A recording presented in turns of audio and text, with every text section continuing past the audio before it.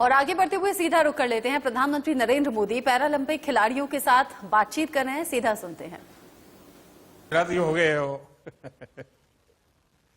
मैं तो 75% हो गया। 13 से 21 तक आज भी मैं वहीं पे ट्रेनिंग कर रहा हूँ। मेरे को गांधीनगर मेरी दूसरी, मैं मानता हूँ मेरी एक कर्म भूमि है। तो मेरे को बहुत अच्छा लगता है यहाँ पे। अच्छा देवेंद्र जी, आप इतने सारे गोल्ड मेडल जीत चुके हैं। देवेंद्र जी, आपको अपने कैरियर की कौन सी उपलब्धि है जो सबसे बड़ी लगती है? सर मेरे को सच बताऊं, 2 उपलब्धियां बहुत बड़ी लगती। एक तो मुझे ये लगता है कि जब मैं एबल बॉडी में पहली बार खेला था और मैं डिस्ट्रिक्ट का चैंपियन बना, तो उस दिन मुझे ऐसा महसूस हुआ कि मैंने ओलंपिक का मेडल जीत लिया। कि 15-16 साल उम्र थी, अब मुझे कोई कमजोर नहीं कहेगा। मुझे अलग से फील हुआ कि अब मुझे कोई कमजोर नहीं कहेगा। और कहीं न कहीं 12 साल का इंतजार था, तो वो 12 साल का वेट, रियो पैरालंपिक्स का, वो भी वर्ल्ड रिकॉर्ड के साथ गोल्ड मेडल जीता। और जब राष्ट्रीय गान हुआ तो उस टाइम में मुझे इतनी खुशी हुई कि मैं उस खुशी का बयान भी नहीं कर सकता। चलिए, मैं देख रहा हूं मंजू जी भी आज हमारे सामने है और आपकी यात्रा में मंजू जी का बहुत बड़ा रोल है। और मंजू जी स्वयं भी तो एक खिलाड़ी हैं। मंजू जी नमस्कार। मंजू जी, हम सभी को बताइए कि देवेंद्र जी किसी भी प्रतियोगिता में जाने से पहले वे टेंशन में रहते हैं कि खुश रहते हैं, या फिर आपको हर बार उनको मोटिवेट करना पड़ता है? नहीं सर, बहुत खुश रहते हैं। भगवान में बहुत विश्वास करते हैं और जो भी कर्म करते हैं पूरा 100% देते हैं और कॉन्फिडेंस के साथ जाते हैं सर। और इनका कॉन्फिडेंस देख के मेरे को ये लगता है कि ये सिर्फ इनको कंपटीशन खेलना ही है। मेडल तो अपना श्योर है, अपने देश के लिए मेडल तो लेके ही आएंगे। अब आप खेलती हो कि आपने बंद कर दिया? सर मैंने बंद कर दिया। बच्चों को संभाल रही हूँ, फैमिली को संभाल रही हूँ। अच्छा, जिया खेलती है? बताओ सर, बोलो। नमस्कार सर। जिया, क्या खेलती हो बेटा तुम? सर मेरा फेवरेट गेम बैडमिंटन है, तो मैं वो अच्छा। खेलती हूँ। और आप पढ़ती कहाँ पर हो? सर मैं जयपुर में पढ़ती हूँ। गांधीनगर जाती हो कभी? हाँ जाती हूँ सर। अच्छा, स्टैच्यू ऑफ यूनिटी देखने के लिए पापा ले गए कि नहीं ले गए तुम्हें? पापा के पास टाइम कम था ना, तो मंजू जी ले जाएगी। हाँ सर बिल्कुल लेके जाऊंगी। देखिए, टोक्यो से आने के बाद आप सब लोग, सब परिवार स्टैच्यू ऑफ यूनिटी पर जाइए। देखिए देश की शान कैसी है वहां। जिया, ये बताइए कि आपको भी अपने पिता की तरह, अब आप बैडमिंटन खेलती हो, लेकिन स्पोर्ट्स में क्या करना चाहती हो? किस प्रकार से आगे बढ़ना चाहती हो? तुम्हें तो माँ बाप दोनों ने बचपन से ही स्पोर्ट्स की दुनिया में जोड़ा है। सर मैं मेरे पापा की तरह इंडिया के लिए मेडल जीतना चाहती हूँ। वाह। अच्छा, अरविंद जी भी है यहाँ। अरविंद जी नमस्कार। भाई हैं आप, और भाई भाई तो एक प्रकार से दोनों दोस्त होते हैं, बहुत करीब होते हैं और एक दूसरे से बहुत कुछ सीखते भी हैं। आपने देवेंद्र जी से कौन सी सबसे बड़ी बात सीखी है? सर देवेंद्र जी से सबसे बड़ी जो मुझे सीख मिली है वो ये कि बहुत जो भी काम करें वो बिल्कुल शांत मन के साथ करें और अनुशासन से करते हुए उस काम में अपना 100% एफर्ट लगाओ, ताकि आपका जो पूरा फोकस है वो उसी के ऊपर रहे। तो उस चीज से मुझे बहुत सीखने को मिला है और हम बहुत मोटिवेट होते हैं उस चीज से। चलिए, मेरा परिवार को सबको बहुत शुभकामनाएं और आप सभी से बात करके मुझे बहुत अच्छा लगा।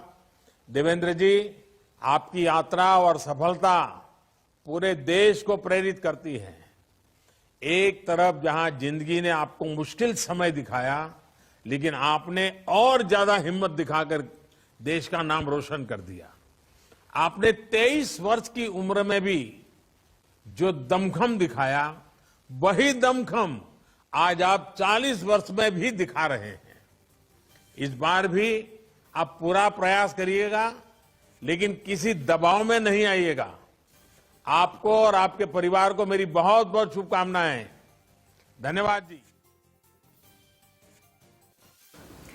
प्रधानमंत्री नरेंद्र मोदी पैरा एथलीट से बात कर रहे थे, फिर से आपको लेकर चलेंगे, लेकिन इसके बीच बड़ी खबर आप तक पहुंचानी जरूरी है। काबुल की जेल में केरल की एक महिला बंद है। ये बड़ी खबर। महिला की मां ने सरकार से मदद की गुहार लगाई है। केंद्र सरकार से बेटी को वापस लाने की महिला की मां ने गुहार लगाई। महिला की मां चाहती है कि अफगानिस्तान में जिस तरीके के हालात बने हुए हैं, ऐसे में बेटी को सकुशल भारत सरकार के इनिशिएटिव के बाद वापस वतन लाया जाए।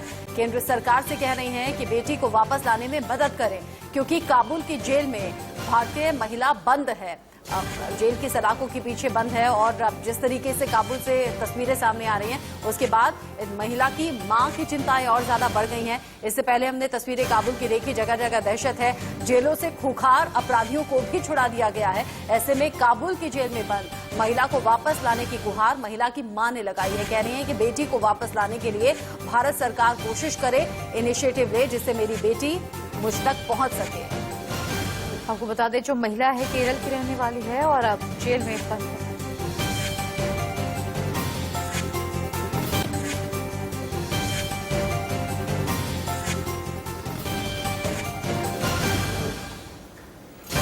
केंद्र सरकार से बेटी को वापस लाने की गुहार लगाई गई है। केरल की ये महिला है जो कि काबुल की जेल में बंद है। ऐसे में दहशत चारों तरफ है, तालिबान का कब्जा हो चुका है, स्थिति और ज्यादा भयावह होती जा रही है। ऐसे में इस महिला की मां की चिंताएं बहुत ज्यादा बढ़ गई हैं। और इसी बीच इंडिया न्यूज के पास क्रूर तालिबान की पहली तस्वीर सामने आई है। एक्सक्लूसिव तस्वीरें हम आपको दिखाएंगे, जिसमें उसका सजा देता हुआ बेरहम चेहरा दुनिया के सामने आएगा। इन तस्वीरों में हथियारों के बल पर तालिबानी लोगों को खुलेआम सजा दे रहे। देखिए कैसे यहाँ पर लोगों का सर मुड़ा जा रहा है, उन्हें गंजा किया जा रहा है और कई लोगों के सर से इस दौरान खून बहता हुआ भी दिखाई दे रहा है।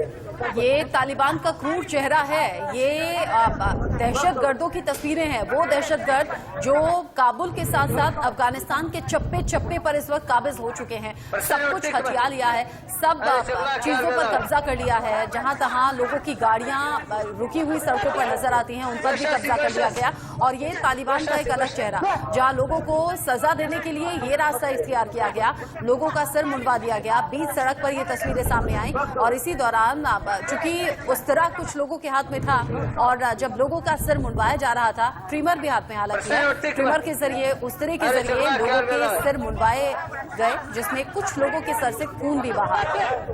एक्सक्लूसिव तस्वीरें आपको इंडिया न्यूज दिखा रहा है। एक तरफ तालिबान लोगों को कह रहा है कि हम आपकी सुरक्षा करेंगे, आपका हिफाजत हमारे अंडर में है, आपकी हिफाजत करना हमारा काम है, लेकिन तालिबानियों का असली चेहरा यही है, तालिबानियों का क्रूर चेहरा यही है। देखिए किस तरह से ये दहशतगर्द लोगों को डराने की कोशिश कर रहे हैं और अब देखिए ये इस तरह से लोगों का सर मूड़ा जा रहा है। और इसी बीच ताजा अपडेट आपको बताएं, C-17 ग्लोब मास्टर जो कि 200 भारतीयों को लेकर काबुल से उड़ान भर चुका था और अब अपडेट ये कि जामनगर में रुका है। यहां पर फ्यूल डलवाने के लिए जामनगर में प्लेन को लैंड कराया गया है और इसके बाद यहां से सीधे हिंडन एयरबेस पहुंचेगा। तस्वीरें इसी वक्त की हम आपको दिखा रहे हैं। आईटीबीपी के 100 जवान भी इन्हीं 200 भारतीयों के साथ में शामिल हैं। 200 भारतीयों को लेकर C-17 ग्लोब मास्टर काबुल से आज सुबह ही उड़ान भरी, अब थोड़ी देर बाद हिंडन एयरबेस पर पहुंचेगा। और जैसे कि हमारे संवाददाता जानकारी दे रहे थे, दोपहर के करीब 1 बजे का वक्त है जब C-17 ग्लोब मास्टर को 100 हिंदुस्तानियों के साथ हिंडन एयरबेस पर पहुंचना है। 100 आईटीबीपी के जवान भी शामिल हैं और जब भारतीय भारत की सरजमी पर कदम रख रहे हैं तो खुशी कैसी है, इन तस्वीरों को देखकर अंदाजा आप लगा सकते हैं। लोग राहत महसूस कर रहे हैं। और रिफ्यूलिंग के लिए जामनगर पे अभी ये प्लेन यहाँ पर पहुंचा हुआ है, C-17 ग्लोब मास्टर। और देखिए ये वो तमाम लोग हैं जो इस वक्त नीचे खड़े हैं, जो इस प्लेन में सवार होकर अफगानिस्तान से भारत में आए हैं। अपने सरजमी पर लोग सुरक्षित महसूस करें, खुशी भी साफ तौर पर उनके चेहरे से देखी जा रही है। और रिफ्यूलिंग के बाद अब से कुछ ही देर में ही प्लेन वहां से रवाना हो जाएगा और इंडियन एयरबेस पर पहुंचेगा। दोपहर का 1 बजे का वक्त लगभग तय माना जा रहा है जब सभी लोग हिंडन एयरबेस पहुंचेंगे और उसके बाद फिर जो तमाम भारतीय अधिकारी हैं उनसे मुलाकात होगी, तमाम पूछताछ होगी और उसके बाद सभी को अपने अपने घरों के लिए रवाना किया जाएगा। इसमें आपको बता दें 100 आईटीबीपी के जवान और साथ ही 100 आम नागरिक हैं, जिनमें भारतीय राजदूत भी शामिल है। क्योंकि लंबी उड़ान भरी गई है। काबुल से जामनगर तक प्लेन पहुंच चुका है और यहां पर रिफ्यूलिंग के बाद फिर से उड़ान भरेगा, हिंडन एयरबेस पर पहुंचेगा। और जैसे अजीत बता भी रहे थे, सुरक्षा के लिहाज से भी चाक चौबंद इंतजाम है, किसी भी तरह से कोई चूक नहीं रहनी चाहिए। इन सब बातों की तैयारी की जा रही है। 200 भारतीयों के साथ C-17 ग्लोब मास्टर पहुंचा है। हालांकि और भी लोगों को इस विमान में लाया जा सकता था, लेकिन फिलहाल की स्थिति जैसी है वो किसी से छिपी नहीं है। अफगानिस्तान में जो कुछ हो रहा है, काबुल में जो कुछ हो रहा है, ऐसे में इससे पहले भी 129 भारतीयों को लेकर विमान हिंदुस्तान लौटा और सुरक्षित लोगों को पहुंचाया गया उनके घर पर। और अभी भी 200 भारतीयों के साथ जामनगर में फिलहाल प्लेन लैंड हुआ है। इसके बाद हिंडन एयरबेस पहुंचेगा।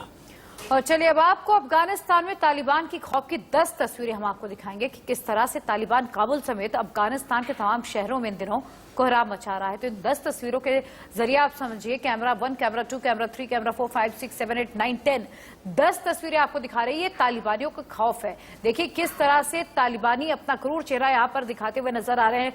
सरेआम यहाँ पर फायरिंग की जा रही है, आम लोगों को निशाना बनाया जा रहा है और लोगों को तालिबानी सजा दी जा रही है। लोग अब समझ नहीं पा रहे कि करे तो करे क्या। पैदल बस निकल चुके हैं अपने घरों को छोड़कर, अपना सामान छोड़कर। हाथ में या तो किसी के कोई लगेज बैग नजर आता है या फिर किसी के हाथ में तो वो बैग भी नहीं है। इसी बात से आप अंदाजा लगा सकते हैं लोगों के लिए प्राथमिकता है सिर्फ और सिर्फ अपनी जान बचाना। सड़कों के रास्ते पैदल निकल चुके हैं, गाड़ियां लेकर। हजारों गाड़ियां जब जाम में फंस गई क्योंकि गाड़ियों को आगे जाने की जगह नहीं मिली, एक के बाद एक गाड़ियां खड़ी होती नहीं और फिर ये कई किलोमीटर लंबा जाम लग गया। आप इस बात से अंदाजा लगाइए कि रनवे पर प्लेन के साथ साथ लोग दौड़ते रहे, कोई रोकने वाला नहीं है, कोई कहने वाला नहीं है। व्यवस्था पूरी तरह से बदहाल हो चुकी है। कोई जब विमान का दरवाजा बंद हो गया तो कोई टायर पर लटक गया, कोई विमान के विंग्स पर लटक गया।